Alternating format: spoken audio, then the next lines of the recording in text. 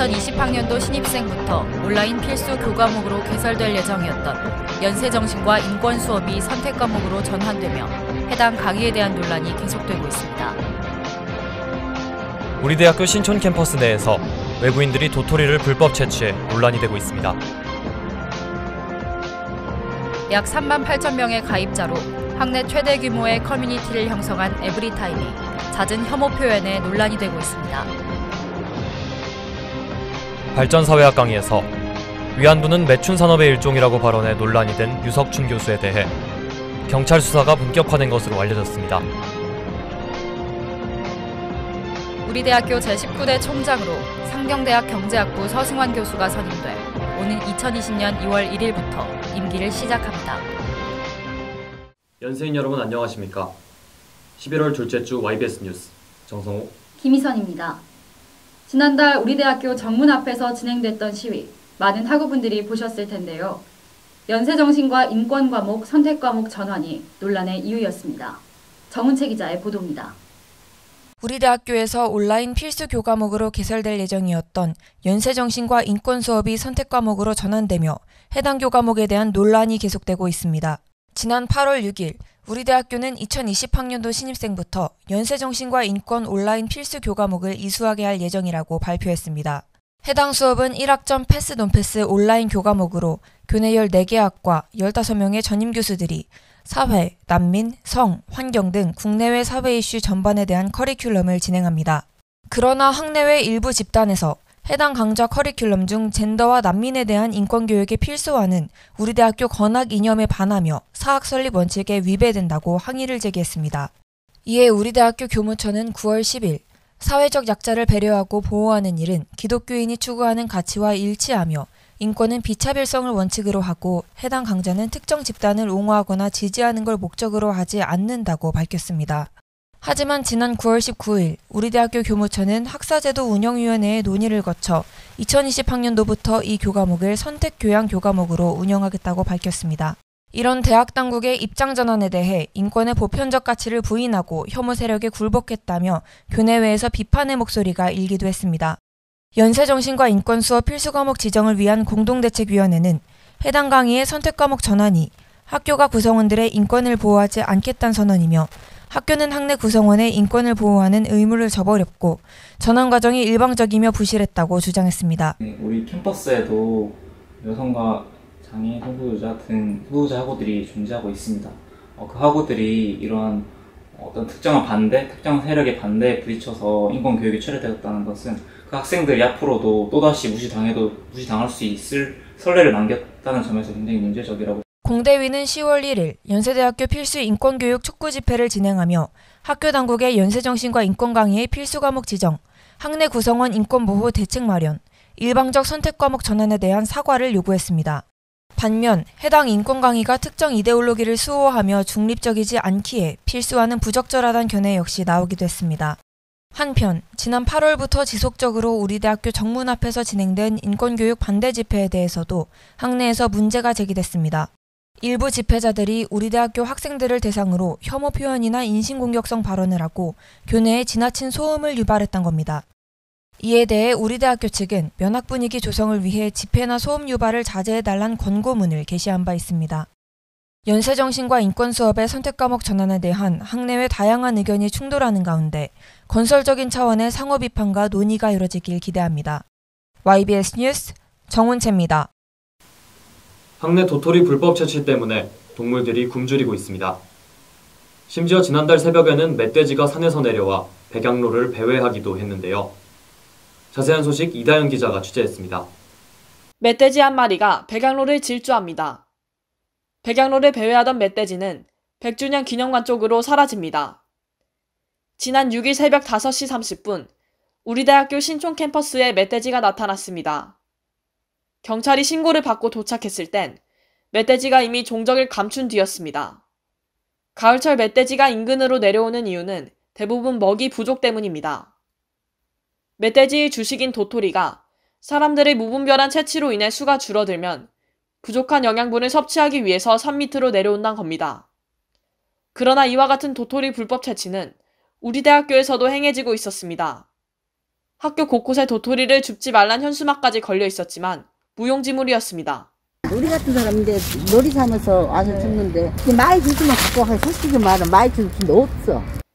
산림자원 조성 및 관리에 관한 법률 제73조에 따르면 산림 내 임산물을 소유자 동의 없이 불법으로 채취하다가 적발되면 5년 이하의 징역 또는 5천만 원 이하의 벌금에 처해질 수 있습니다. 이에 연쇄 도토리 수호대는 떨어진 도토리를 야생동물에게 다시 돌려주자는 취지에서 청송대와 윤동주 동산 두 곳에 도토리 저금통을 설치했습니다. 도토리 저금통에 도토리를 저금해 두었다 주 1회 다시 숲에 뿌려줍니다. 이때 낙엽 사이에 묶거나 흙으로 덮어줌으로써 사람은 찾지 못하지만 동물들은 후각으로 먹이를 찾을 수 있습니다. 야생동물의 생존뿐만이 아니라 우리 대학교 학생들의 안전 보장을 위해 도토리 불법 채취가 근절돼야 할 것으로 보입니다. YBS 뉴스 이다현입니다.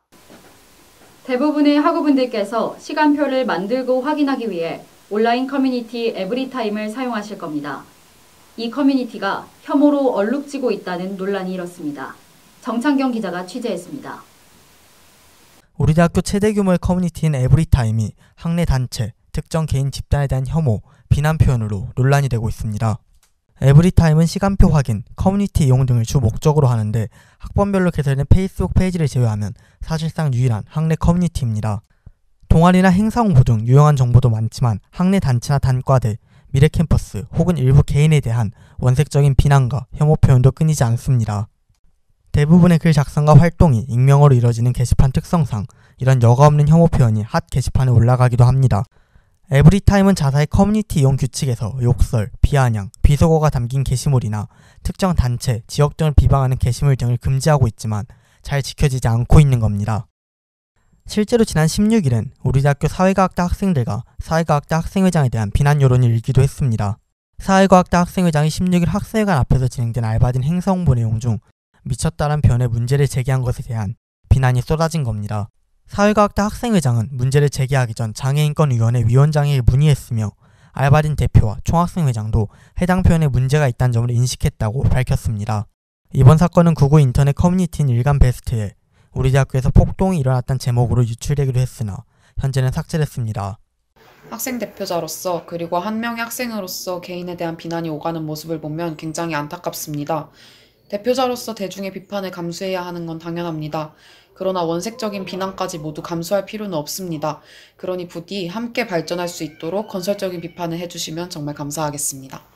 지난 28일 개최된 확대운영위원회엔 기타 안건으로 확대운영위원회의 공동체적 성찰 요구안이 올라와 이에 대한 논의가 진행되기도 했습니다. 누구도 상처받지 않는 연세 학생사회의 공론장을 만들기 위한 구성원들의 노력이 필요한 시점입니다. YBS 뉴스 정창경입니다. 발전사회학 강의에서 위안부는 매춘 산업의 일종이라고 발언해 논란이 된 류석춘 교수에 대해 경찰 수사가 본격화된 것으로 알려졌습니다. 류 교수의 파면을 촉구하는 목소리 또한 이어지고 있는데요. 조윤정 기자의 보도입니다. 발전사회학 강의에서 위안부는 매춘 산업의 일종이라고 발언해 논란이 된 류석춘 교수에 대해 경찰 수사가 본격화된 것으로 알려졌습니다. 우리 대학교 윤리인권위원회는 지난 29일 사안에 대해 조사 중이라고 말했습니다. 또한 조사가 끝나면 성폭력 대책위원회를 개최해 사안을 심리할 예정이라고 전했습니다. 심리 결과 후 결정 내용에 따라 필요한 조치를 건의하고 건의의 징계 내용이 포함되면 교원 인사위원회에 넘어가게 됩니다. 교원 인사위원회의 결정이 법인의 교원징계위원회 관할사항에 해당하면 이를 거쳐 최종적으로 확정됩니다. 여러 단체와 함께 류 교수의 징계를 촉구하는 성명서를 낸 연세민주동문회는 지난 29일 공식 성명으로 서승환 신임 총장에게 다시 파면을 촉구했습니다. 연세민주동문회 이인숙 부회장은 새로운 총장이 선출돼 다시 입장을 밝힌 것이라고 말하며 학교의 진행 상황을 보며 대응할 예정이라고 말했습니다. 사회학과 학생회장 유해슬 씨는 사회학과 학생회장과 학생대책위원장으로서 대응할 것이라고 밝혔습니다. 하나는 사회학과 학생회장이라는 직이고 하나는 비대위장이라는 직위가 있잖아요. 근데 사실 전자의 경우에는 이 사건이 사회학과 내에서 일어났던 사건이었기 때문에 사회학과 내부 차원에서의 공동체적 성찰이 조금 더 필요한 것 같고, 후자인 비대위장의 경우에는 이 사건을 어떻게 처리할 수 있을 것인지, 학교에 어떤 식으로 압박을 넣어서 류 교수의 파면까지 저희가 진척해 나갈 수 있을지에 대해서 좀 더 논의가 필요하고 앞으로 그런 일을 해 나갈 예정입니다. 현재 발전사회학 강의는 사회학과 전임 교수들의 팀티칭으로 진행되고 있습니다. 사건에 대한 수사가 본격적으로 이뤄지고 있는 만큼 추후 경과를 지켜볼 필요가 있어 보입니다. YBS 뉴스 조윤정입니다. 2020년부터 우리 대학교를 이끌어갈 제19대 총장이 선출됐습니다. 총장 선출 과정과 결과, 이를 둘러싼 다양한 의견들까지 취재했습니다. 정은채 기자입니다. 우리 대학교 제19대 총장으로 상경대학 경제학부 서승환 교수가 선임돼 오는 2020년 2월 1일부터 임기를 시작합니다. 제19대 총장 선출은 지난 7월 15일 개시된 초빙 공고로 시작됐고 16명의 후보자가 출마한 뒤 총장 후보자 추천위원회의 평가를 거쳐 5명의 후보자가 본선에 올랐습니다. 5명의 본선 후보자들은 정책 발표회에 참여한 뒤 지난 10월 19일에 진행된 정책평가단의 평가를 거쳐 3명의 최종 후보자로 추려졌습니다. 3명의 최종 신임 총장 후보자엔 상경대학 서승환 교수, 경영대학 이경태 교수, 의과대학 이병석 교수가 올랐으며 지난 10월 29일 열린 우리대학교 이사회에서 서승환 교수가 만장일치로 선출됐습니다. 새로운 연세, 새로운 미래란 슬로건을 내건 서 교수는 국토교통부 장관을 지낸 이력이 있으며 우리대학교 국제캠퍼스 교육원장과 송도 총괄본부장을 역임했습니다. 서 교수는 지속적이고 안정적인 재원 확보를 우선 과제로 삼고 연구와 교육 시스템을 근본적으로 혁신할 것이라 밝히며 학생들을 대상으로는 재수강 제도 개선, 기숙사 시설 개선 및 확충, 취업 및 창업을 위한 지원 확대 등의 공약을 내세웠습니다. 그러나 정책평가단의 사전투표에서 총 463표 중 151표를 얻어 1순위로 추천된 이병석 교수가 이사회에서 선임되지 않은 것에 대해 학내 일부 집단에선 반발이 일기도 했습니다. 한편 올해 진행된 제19대 총장 선출 과정에선 기존 총장 선출 제도의 일부가 변화됐습니다. 총추위 학생위원이 1명 증가하고 학생위원을 총장이 아니라 총학생회에서 추천하며 기존의 교수평가단 인준이 아닌 학생과 직원이 포함된 정책평가단 평가를 통해 최종 후보자가 결정되는 등 선출 과정에서 학생 참여가 확대됐습니다. 첫 번째로는 학교 측으로부터 재단으로부터 실질적으로 학내를 구성하는 이해 당사자로서 인정받은 그런 의의가 하나가 있을 수가 있고요. 두 번째로는 저희가 이번에 그 재수강 제한 제도라던가 아니면 다른 여러 이렇게 학생 복지 공약 관련된 것들을 총장 후보자들한테 전달한 것처럼 이제 실질적으로 후보자들이 학생들을 의식하게 됐다는 그런 의의가 있을 수 있겠습니다. 그러나 아직 총장 선출 과정에서 학생의 참여가 충분히 확보되지 않았다는 지적 역시 제기됐습니다. 총장 후보 정책 발표회에서 신촌 캠퍼스 학부생 단위의 질문은 총 15개 중 사실상 1개인 점, 총추위의 학생위원은 총 24명 중 2명인 점, 정책평가단의 학생위원은 총 472명 중 24명인 점 등 학생 참여 비율이 아직 소수란 겁니다. 내년부터 시작될 서승환 선출인의 새로운 연세가 학생들의 의견을 적극 수용하며 더 나은 연세가 되길 바랍니다.